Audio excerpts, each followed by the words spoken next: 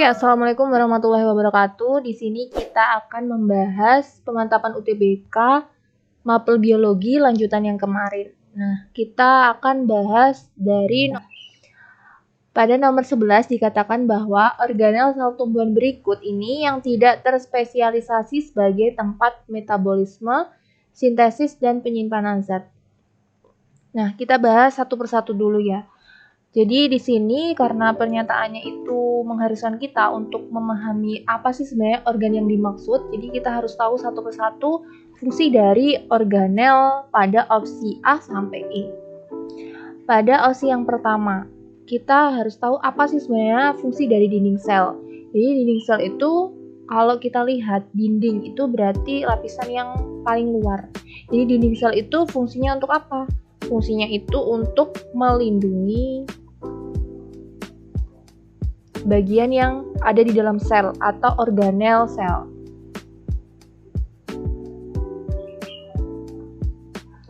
Kemudian yang kedua ada sitoplasma. Nah, sitoplasma di sini itu biasanya ada di sel tumbuhan. Nah, sitoplasma itu dijadikan sebagai media tempat terjadinya reaksi metabolisme. Jadi di sini kita tulis media untuk reaksi metabolisme. Kemudian yang ketiga itu adalah organel yang namanya vakuola. Kalau kita tahu vakuola itu hanya dimiliki oleh sel tumbuhan saja. Vakuola itu fungsinya untuk menyimpan cadangan makanan.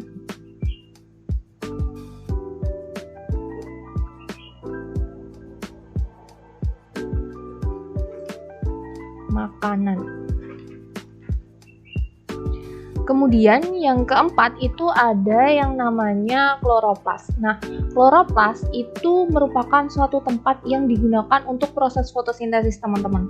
Jadi kita di sini tuliskan fungsi kloroplas sebagai apa? Sebagai tempat fotosintesis.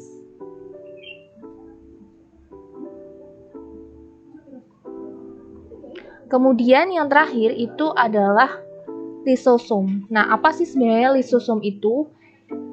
Jadi lisosom itu hampir mirip dengan vakuola. Tapi kalau vakuola itu kan dimiliki oleh sel tumbuhan. Tetapi kalau lisosom itu hanya dimiliki oleh sel hewan saja. Jadi sel tumbuhan itu tidak memiliki lisosom. Tetapi gantinya adalah organel yang dinamakan vakuola. Apa sih sebenarnya fungsi lisosom ini? Jadi fungsi lisosom itu untuk pencernaan intraseluler, teman-teman. Kita tuliskan intrasel saja tidak apa-apa.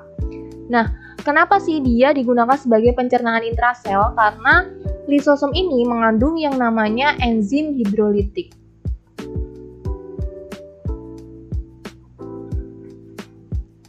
Nah, maka dari sini kita bisa menyimpulkan nih, apa sih sebenarnya jawabannya?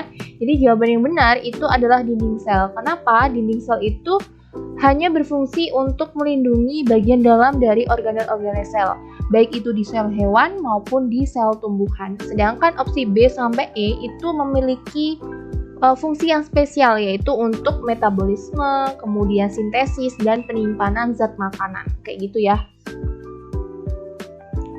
Oke, kemudian kita lanjut ke nomor 12. Pada nomor 12 kita diberikan soal bahwa hormon berikut ini yang bukan merupakan hormon yang diproduksi oleh hipofisis adalah, nah kalau kita lihat hipofisis itu nama lain dari kelenjar pituitary.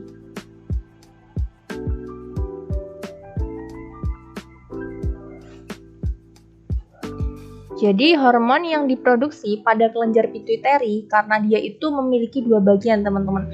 Jadi yang pertama itu ada pituitary atau hipofisis anterior. Nah, hipofisis anterior itu mensekresikan beberapa hormon. Yang pertama itu ada apa aja? Jadi ada prolaktin, kemudian ada yang namanya FSH, kemudian ada LH, ACTH. Nah, ini adalah beberapa hormon yang dihasilkan oleh hipofisis anterior. Tetapi ada juga hormon yang dihasilkan oleh hipofisis posterior. Apa aja kira-kira? Jadi hormon yang dihasilkan oleh hipofisis posterior itu yang pertama ada yang namanya hormon oksitosin. Kemudian ada hormon ADH. Jadi hormon berikut yang bukan merupakan hormon yang diproduksi oleh hipofisis adalah, jawabannya adalah melatonin ya. Karena prolaktin, oksitosin, ADH, dan FSH itu diproduksi oleh kelenjar pituitari atau hipofisis, baik itu yang anterior maupun posterior. Kalau melatonin itu biasanya hormon untuk mengatur pola tidur, teman-teman. Jadi pilihan jawaban yang tepat itu yang C. Kemudian kita lanjut ke soal yang ke-13. Pada soal nomor 13 dikatakan bahwa bagian tumbuhan berikut yang menguncup pada cuaca ekstrim atau saat hujan adalah, nah kita bahas terlebih dahulu bagian-bagian dari tumbuhan ini. Yang pertama itu ada yang namanya pedicle. Nah pedicle itu apa? Pedicle ini yang gambar ini ya. Nah ini merupakan tangkai bunga.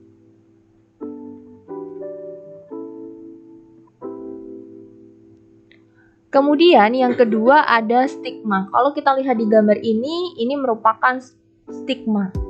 Nah, stigma itu apa? Stigma itu adalah kepala putik.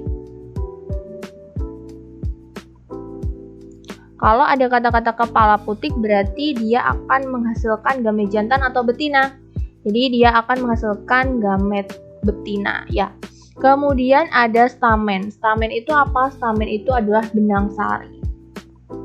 Jadi dia akan menghasilkan gamet jantan. Kemudian yang D itu adalah ovulum. Ovulum itu apa? Ovulum itu adalah bakal biji. Sedangkan pilihan jawaban yang E itu adalah antera. Di sini, anter. Anter itu adalah gamet jantan. Kalau kita lihat di sini, ini berarti kepala sari.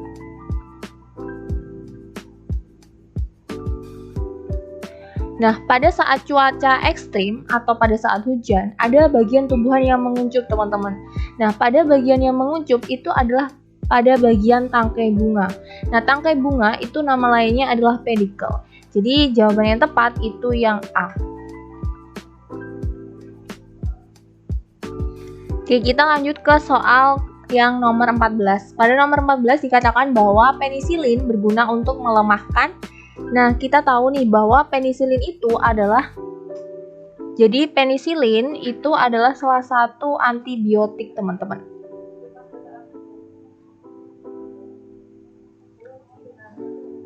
Nah, penisilin itu digunakan karena dia berfungsi untuk antibiotik, maka dia itu digunakan untuk menyembuhkan adanya suatu infeksi akibat bakteri.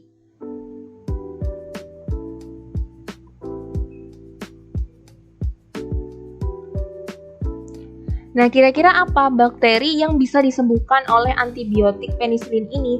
Jadi, salah satu bakteri yang bisa disembuhkan atau dilemahkan oleh antibiotik penisilin ini adalah salah satunya bakteri yang anggotanya itu dari bakteri gram positif.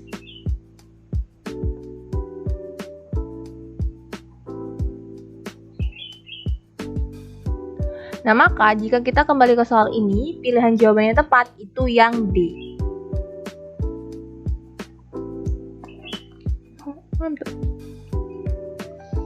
Oke, kita lanjut ke soal nomor 15. Pada soal nomor 15 dikatakan bahwa ekosistem berikut yang didominasi oleh tumbuhan konifer adalah, nah kita harus tahu terlebih dahulu apa pengertian dari konifer. Tumbuhan konifer itu seperti apa? Nah, tumbuhan konifer itu dikatakan sebagai tumbuhan apa kira-kira? Jadi, tumbuhan konifer itu adalah tumbuhan yang biasanya dikatakan sebagai tumbuhan runjung.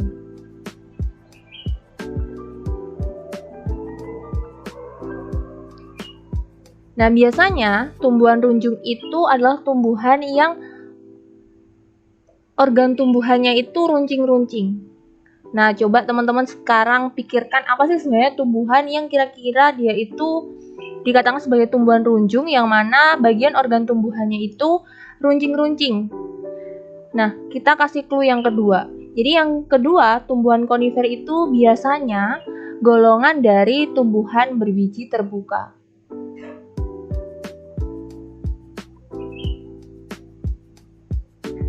Nah, berarti kira-kira apa contohnya? Tumbuhan yang dikatakan tumbuhan runjung dan anggota dari tumbuhan berbiji terbuka. Contohnya itu, pernah lihat cemara? Nah, cemara itu adalah salah satu tumbuhan konifer. Taiga. Oke, jadi pilihan jawaban yang tepat itu yang A.